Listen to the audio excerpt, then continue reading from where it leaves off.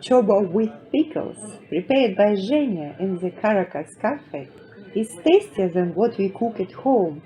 We learn how to cook new dishes of local cuisine, and not only local cuisine, by coming to Kamena, in the cafe of the Stanovchich family.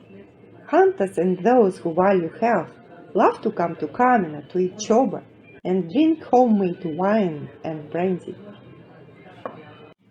Чорба с киселем краставцема, поевая Женя припремила у кафе у Каракас, укуснее, от оного, что кувamo кod кучи. Kako da kuvamo novo jelo domaće kuhinje i ne samo domaće, učimo dolaskom u Kamena, u kafiću porodice Stanovčić. Lovci oni koji ceni zdravlje, rado dolaze u Kamen, da jedu čorbu и пьют domaće вина и ракию.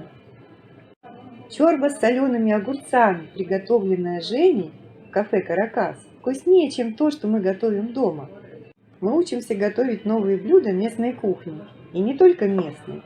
Приходя в Камено, в кафе семьи Становчич, охотники и те, кто ценит здоровье, любят приходить в Камено, покушать чорбу и выпить домашнего вина и ракию. La ciorba con focacciazzi, preparata da Genia, nel caffè di Caracas, è più gustosa di quella che cuciniamo a casa. Impariamo a cucinare nuovi piatti della cucina locale, e non solo locale, venendo a Kamena, nel caffè della famiglia Stanovčić.